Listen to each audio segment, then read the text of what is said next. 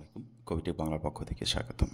শিক্ষার্থী, diploma in engineering ভর্তির যে পরীক্ষা 2025-26 সেশনের জন্য, সেটা হচ্ছে 29 আগস্ট শুক্রবার।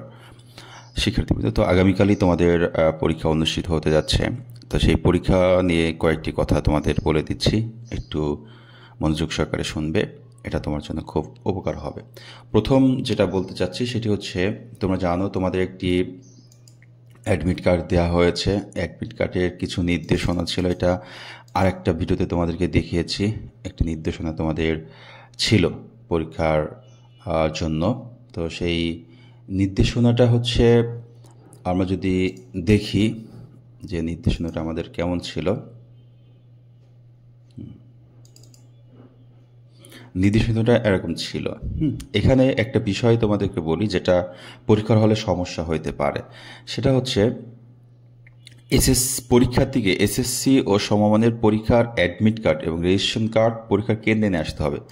এখানে কিন্তু ফটোকপির কথা তোমাকে বলে নাই, এটা হচ্ছে তোমার মূল কপি নিয়ে যেতে হবে। এসএসসির ও সমমান পরীক্ষার যে অ্যাডমিট কার্ড এবং রেজিস্ট্রেশন কার্ড, এই দুটো মূল কপি তোমাকে সাথে নিয়ে যেতে হবে।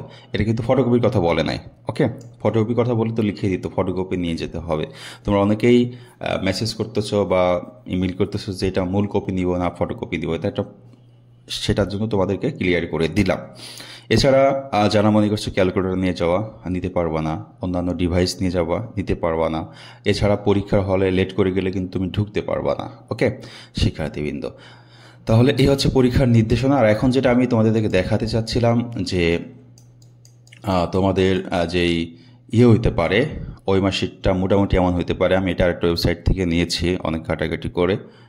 মোটামুটি এরকম হওয়ার সম্ভাবনা খুবই বেশি, যেখানে এটি সেট কোড থাকবে। এই সেট কোডটা হচ্ছে পদ্মা, মেঘনা, যমুনা এরকম থাকতে পারে এবছর। যেহেতু তোমরা দেখছো তোমাদের অ্যাডমিট কার্ডে কিন্তু এরকমই দেওয়া আছে, তাই না? অ্যাডমিট কার্ডে আমি তোমাদেরকে দেখাই, এই যে তোমাদের দেওয়া আছে মেঘনা।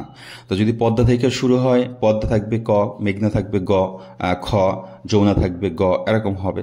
আবার যদি মেঘনা থেকে শুরু হয় তো মেঘনা থাকবে ক।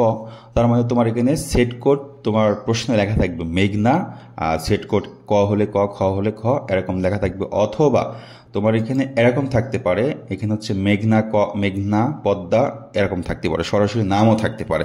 সেক্ষেত্রে যেই বরাবর তোমার সেট কোড পড়বে, যেমন পদ্মা যদি প্রথমে থাকে, পদ্মায় ক বৃত্তটা ভরাট করবা।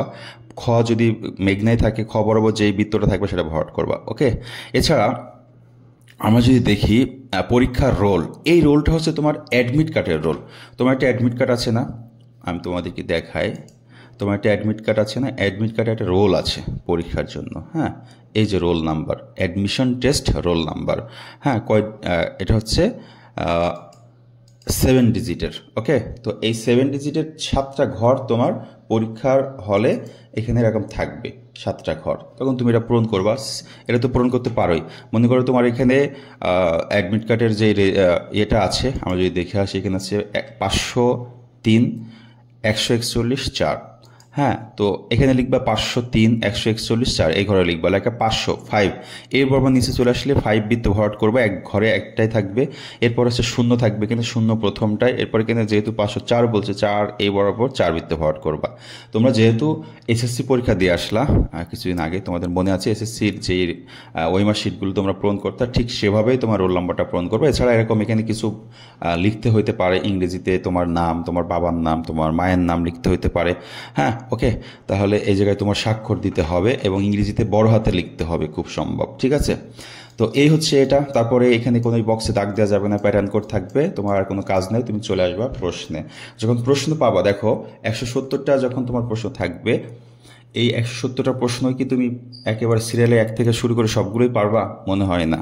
তাহলে প্রথমে তোমার কাজ হচ্ছে প্রশ্নগুলো পড়া। প্রশ্ন পড়ার পেন্সিল ব্যবহার করবা।